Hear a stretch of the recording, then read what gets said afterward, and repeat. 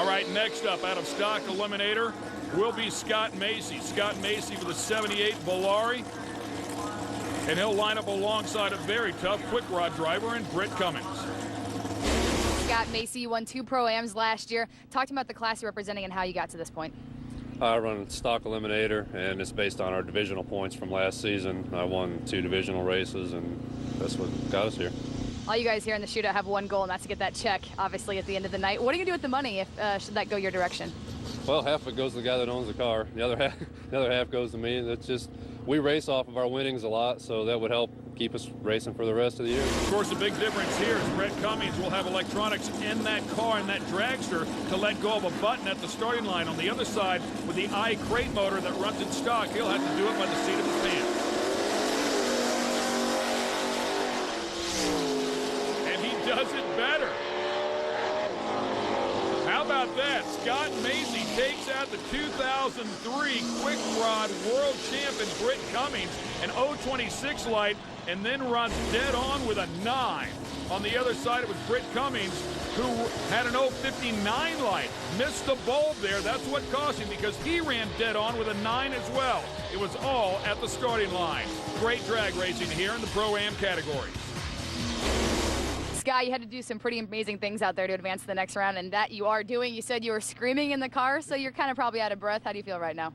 Well, that was kind of a tough win. I don't use the electronic stuff that the dragsters use, so whenever you can beat one of those guys, it kind of feels good. But that's where the bracket racing we do when we don't race this car comes in handy, because I'm kind of used to it. Now he dialed in at a 451, correct? That's pretty impressive. That means you had to be ridiculous off the line. Yeah, he's over 50 miles an hour faster than me, so it makes it a little hard to judge at the finish line, but it just worked out my way. So when we come on, if you can't get out to one of our events and get some of that very cool official merchandise. Time now for the semifinals here in this awesome race. These guys are just so tough out here. And Scott Macy and Glenn Ferguson have advanced into the semifinals. Take a look at the ladder there. Bruce Thrift and Greg Slack will be our next pair. Scott Macy, one more time, in that stock eliminator car. No electronics in that one. He'll be bottom bulb racing. He'll line up next to Glenn Ferguson, the multi-time world champion hot rod.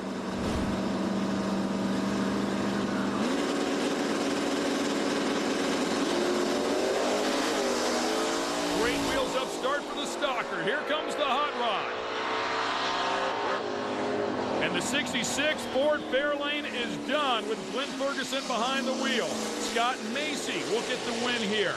An 021 reaction time, runs plus 015 on a 695 dial in. On the other side, Ferguson was 031. He runs plus 017. So he got beat at both ends of the track in this particular instance. The win to the stalker on the far side. Great job. The 1978 Volare crate motor will move on to the final round. Heading to the finals, the chance of possibly taking 22-5 home should you win the next round, Scott. How you feeling right now? I feel great. I really want to thank the people at Moser for doing this. People don't realize that we don't pay to enter this race. This is something they do out of the goodness of their heart, basically. I mean, they gave away $51,000 today to sportsman racers, and that really means a lot to us, and I really want to thank them for that.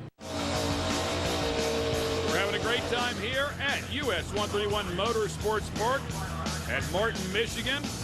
Here's a look at a couple of the cars that have done a spectacular job, not just in 2008, to make it into the Moser Axle Mania Sportsman Showdown, but also here today to make it into the final round. Guaranteed a big check no matter what, but the winner will bring home $22,500, and that's a sweet payday. Well, Sarah had a chance to talk to two very cool people representing Moser Engineering, Rob Moser and Kip Hayden, in the house with us. It's a great company. Nice to see a company supporting the guys out here, and of course the guys out here support them. Bruce Thrift, the 1996 Beretta. Scott Macy. Scott Macy with a stalker in the far lane, the 78 Volare. Once again, a wheels-up start, but this time he does it too quickly, and 0.04 of a second is going to cost him any shot at a $22,000 payday. Bruce Thrift, on the other hand, will gladly take that money. He puts an 013 up on the board. His dial in a 486. Needless to say, he didn't have to run that one all the way through the gate.